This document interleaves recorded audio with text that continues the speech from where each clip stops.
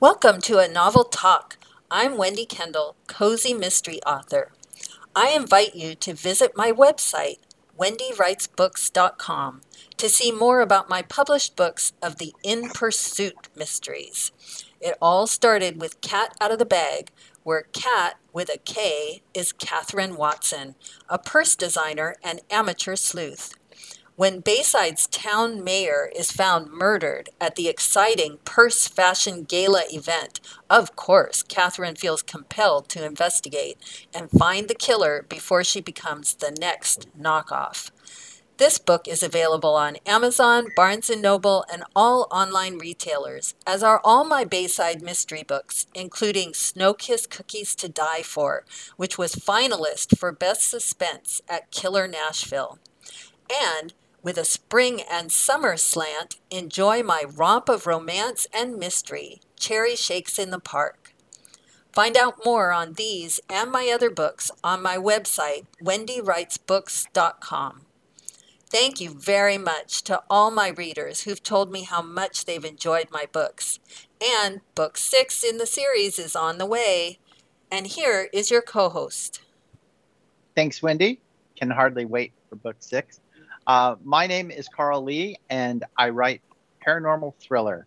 My current project, Brenda McCoy, Witch Detective, pits Brenda against herself, resisting her own abilities to help the Seattle Police Department figure out who is involved in framing her for a power outage that devastated the city of Seattle.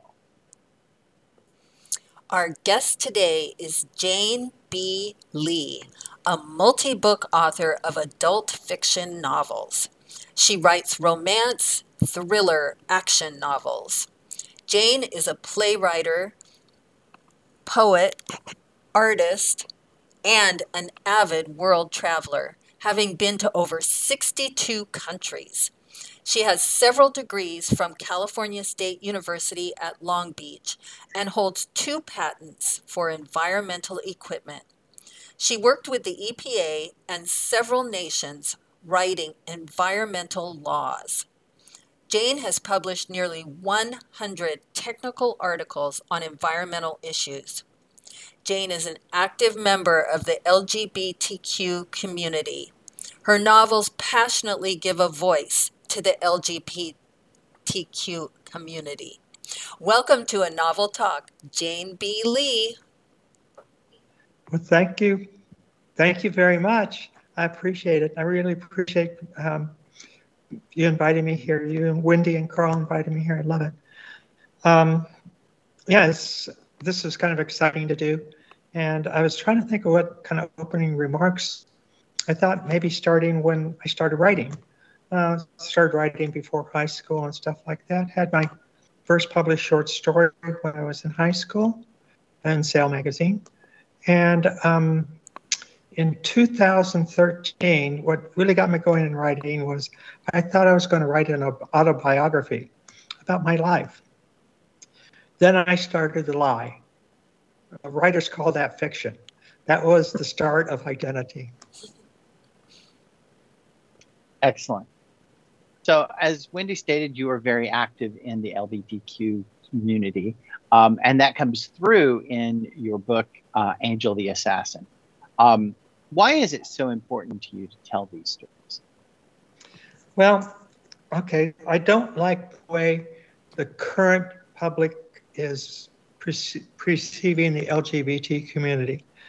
I mean, they look at them, especially transgender people, they look at them as they're plain, one-sided, zero interest in anything but being gay or trans or anything like that.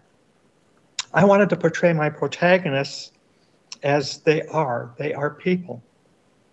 People who are multifaceted. They are happy, sad, important to others, not just LGBT people. They can be loving, exciting, adventurous. In short, I wanted to give them a voice. Well, you did that in an excellent fashion. Larry, Lisa, Larry slash Lisa, started to bond with her father over shooting, a skill that she became quite adept at. How did his death help transform Lisa into Angel? Well, okay, so when her father had died, she had been going back and forth between male and female. Her father knew but objected. Her mother was supportive. Her aunt was supportive. But when he died, she wanted revenge. And now she became a full-time woman and was out for revenge. Her revenge on the cartel was so dramatic and so open in the public that the Sutton at the time heard about her and recruited her into the CIA. When he recruited her into the CIA,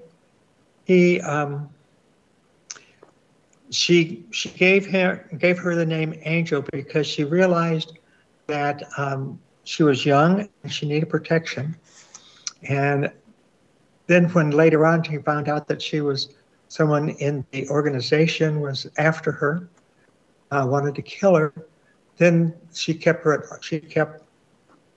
Angel at arm's length so that she wouldn't be caught.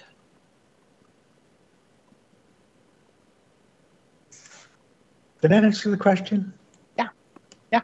I wanted to hear more, but it answered the question very well.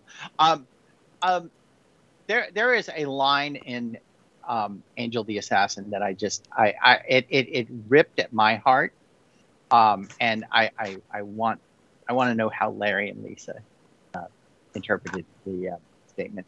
Lisa's mom and her aunts were very supportive, as you said, for Larry's decision to become Lisa. At one point, Larry's mother, because he was still Larry most of the time at the time, told her that she loved Lisa no matter what. And, just what did that statement mean to her? It meant acceptance. It's one of the big things that drive people in the LGBTQ community is acceptance, not just in the community, but in the general public. LGBTQ people don't spend all their time with other LGBTQ people. They spend their time with a lot of people. They get acceptance, especially getting acceptance going from male to female, is really a big thing. And that's really what that had to do. That line just gave her the acceptance that she needed to go on and do the things that she was going to have to do for the rest of her life. Become her genuine self. I love that. Mm-hmm. You have so many threads running through Angel the Assassin. Just plots and subplots and side plots is just awesome. How do you keep all of them on track? How do you manage the timing? Because this thing is happening off scene, off the page, but it has to correspond to something that we're reading. How do you manage all that timing? I wish I knew. I wish I knew. Okay. That's sad. So what I do is basically, I don't start off by writing an outline. I start off with a yellow pad and start writing in pen on a yellow pad. And then after each chapter, I take the information, names, anything important, and put that in a notebook that I use that's chapter by chapter. Then as I write the chapters, then the information goes in there, so it's easier to look up and keep my threads together and keep them going in the right direction. But by the time I get down to editing it, then things start moving all over the place. Chapters move around, characters move around, sentences and paragraphs move around. So everything moves around in the editing. And that's when I make sure that all of the characters match on each chapter, and all the scenes and everything happen in each chapter and in the order that I think I want them to be. That's how I do it. Wow. Well, you manage it very well. I may steal that keeping things in a separate notebook technique. I like that. Because I move things around all the time and then I lose track. Mm-hmm. There are so many great characters in this book, Angel the Assassin. But I would love to learn a little bit more about one, and you mentioned her earlier, Sutton. She kept me guessing. I'm assuming she keeps everyone else guessing throughout the whole thing. Mm-hmm. What can you tell us about the relationship between her and Angel? Well, Sutton was the one that recruited Angel into the CIA. There was, as you know, there was only 3 people who knew who Lisa was. And Sutton recruited her in and was going to use her as an assassin to kill drug lords. And as such, she wanted to keep her identity close to her. So Sutton really, really liked her, but she realized that in order to keep her safe, nobody in the CIA or around the community could know who Angel was. So Angel just was Angel from Sutton's standpoint. In order to keep her safe, Sutton kept her at arm's length. Mm-hmm. So that's why you see her coming back and forth, and, being good, being scary, being all that stuff that happens. So that's the reason she's so dynamic in there, is because she's trying to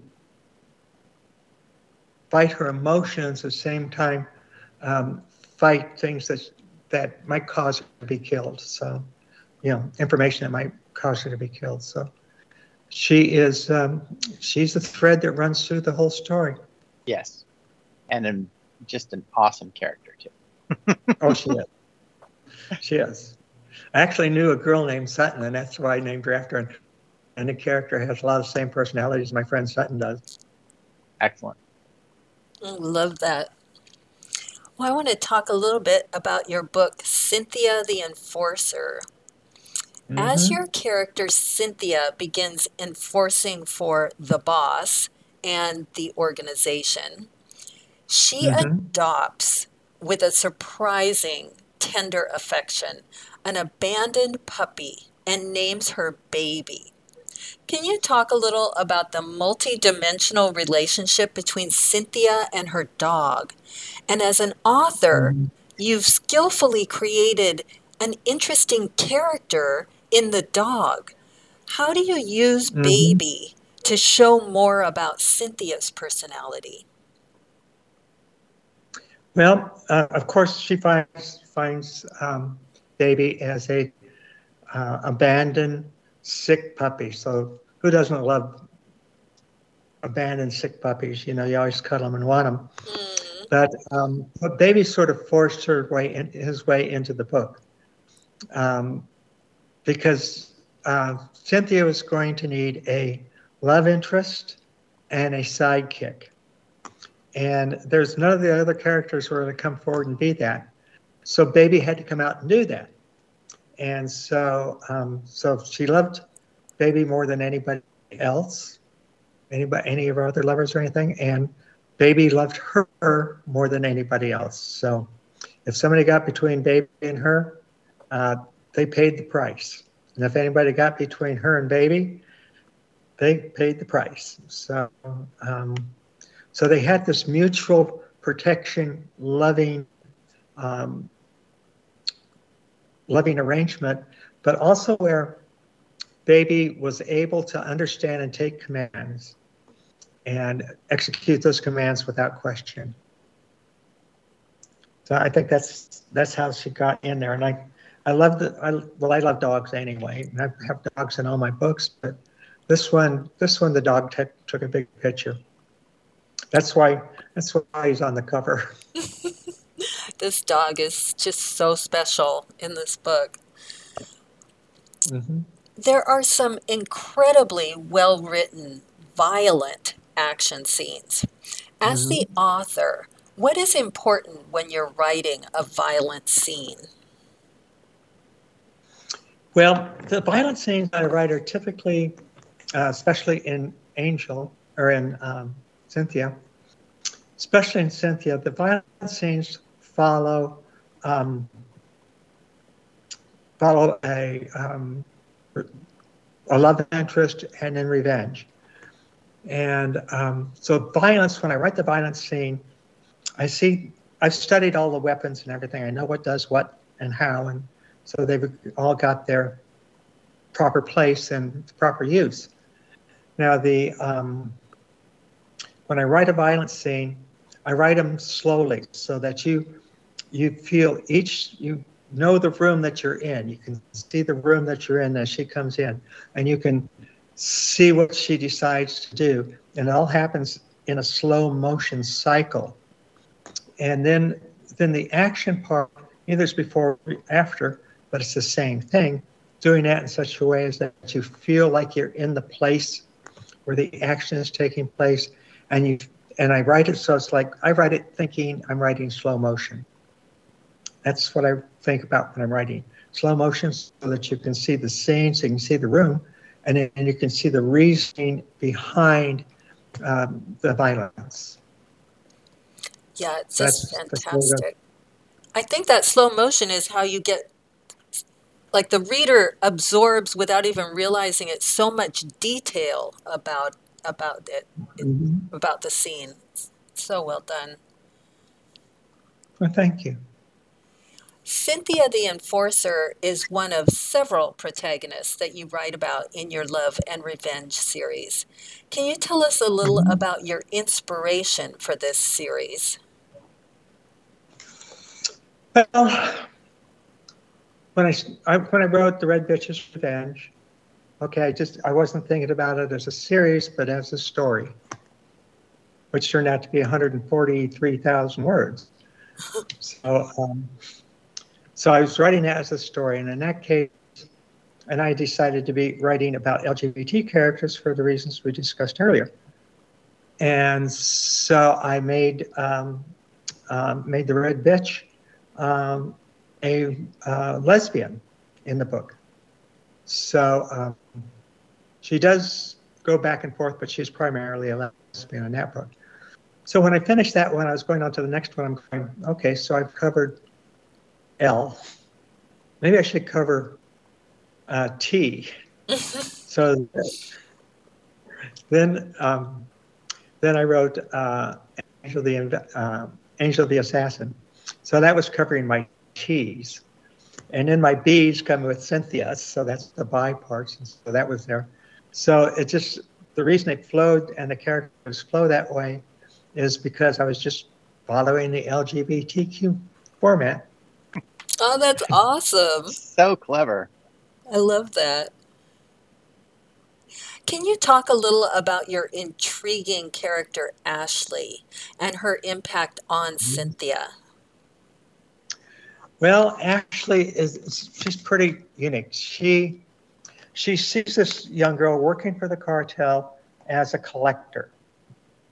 And she sees what she does. She always comes back with the money, and she keeps what's extra. And so Ashley's called in to look at her, perhaps discipline her.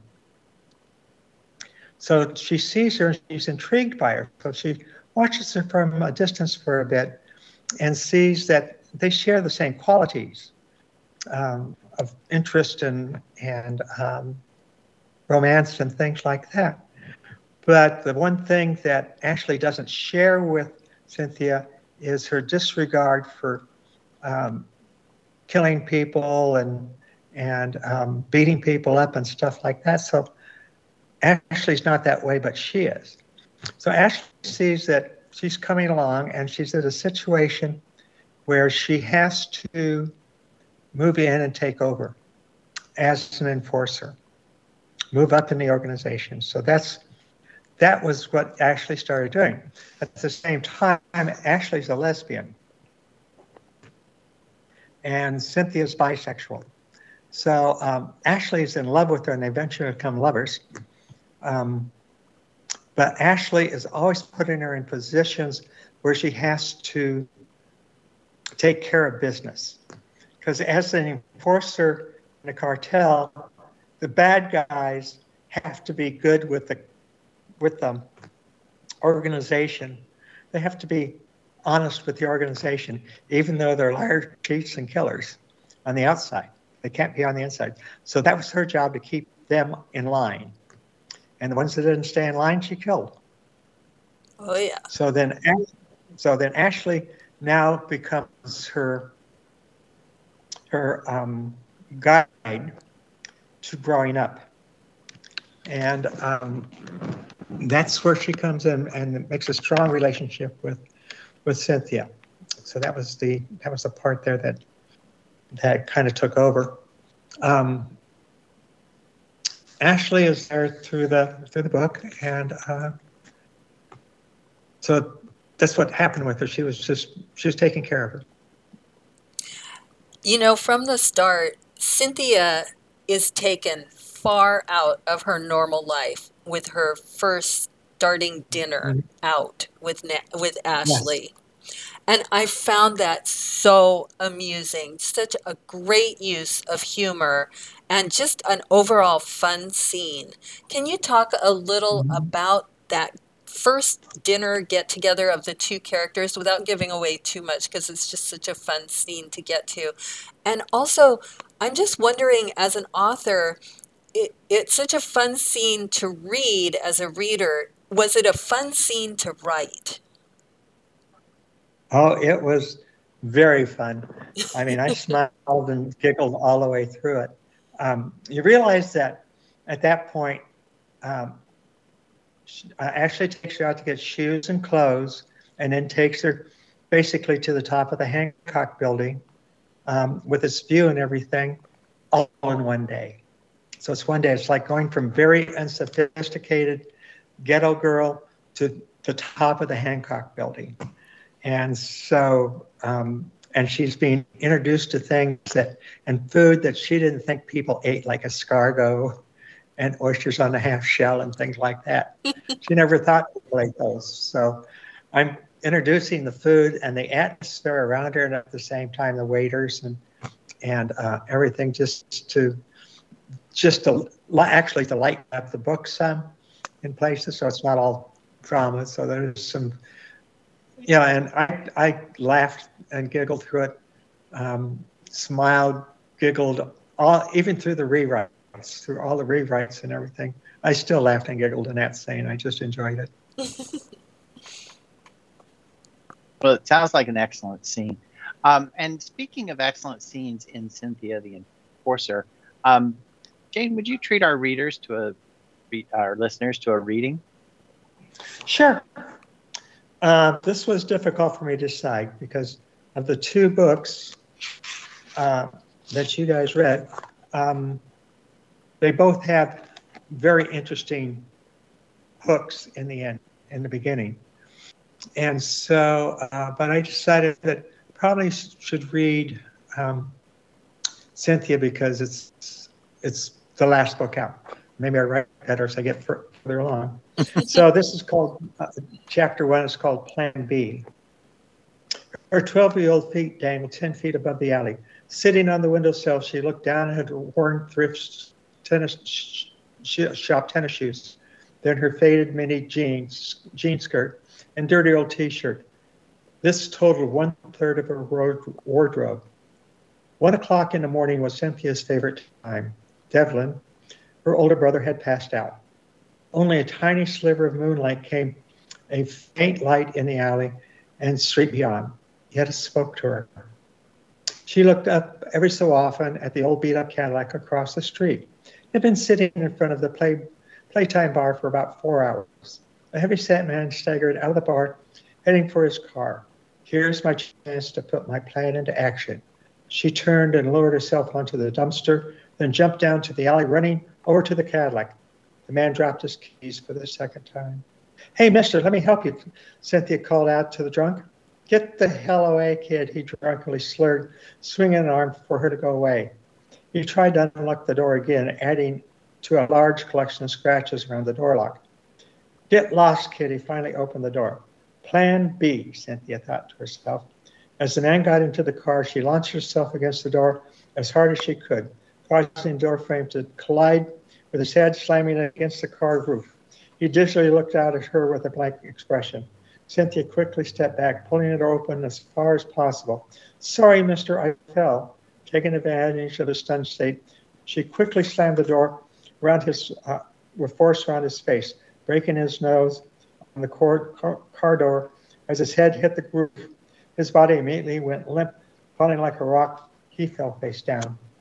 Looking up and down the empty street, Cynthia ran her hands over the man's body, searching him. Bingo! She quickly pulled a fat wallet out of his back pocket. Walking back to the alley, she counted the money in the wallet. Cool, $28. How much did you get, Princess? A voice from the shadows asked. What? I didn't do anything, Cynthia wearily looked out at the short, stocky man stepping out of the shadows. Come on, hand me the wallet, holding out his gloved hand. What wallet? Cynthia quickly answered, hiding her hands behind her back as she deftly removed the money from the wallet and slipped it into her back pocket. Slowly and deliberately, he steadily backed her up against the wall, ensured she had no place to run, snapping his fingers. Wallet.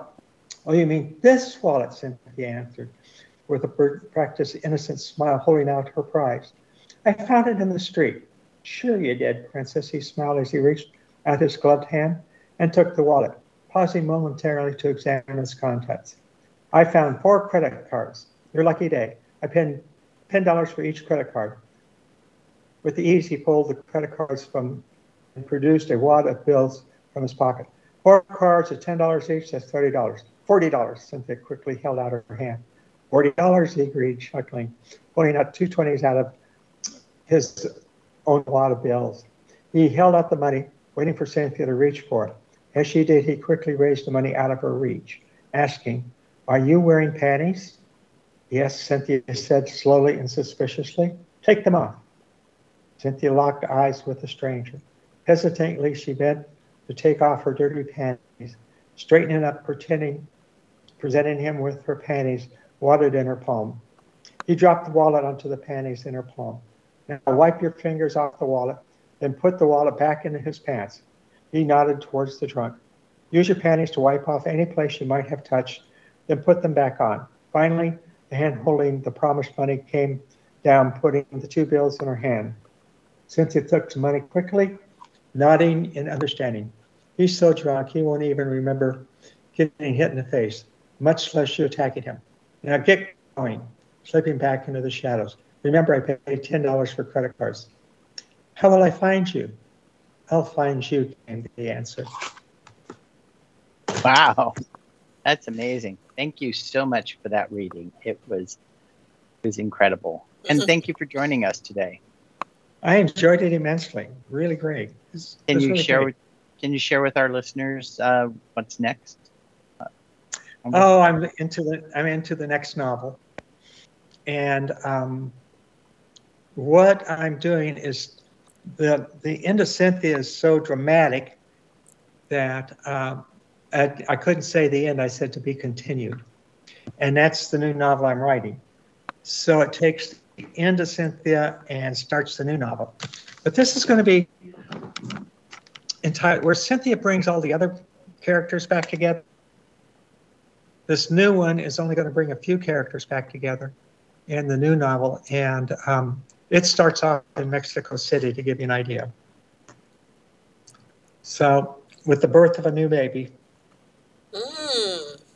Oh, can't wait. So, yeah, it's going to be interesting, I think. So, I'm into chapter 3 now. So, it's starting to move along. At the same time, I'm working on the book of poetry. Well, the poetry's all written and using my artwork with it. And so that's the other one I'm working on. And then I'm working on another novel, which is going to be called The Real Identity, or something like that. So It's going to be a playoff from the book Identity, so it's going to be another section of that book. Wow. So I'm doing all three at the same time. Well, listeners, you will want to check out the website, booksbyjanebelee.com, and then you'll get more information about the author and her works. Thank you to our listeners for tuning in. Be sure to like and subscribe so you never miss an episode.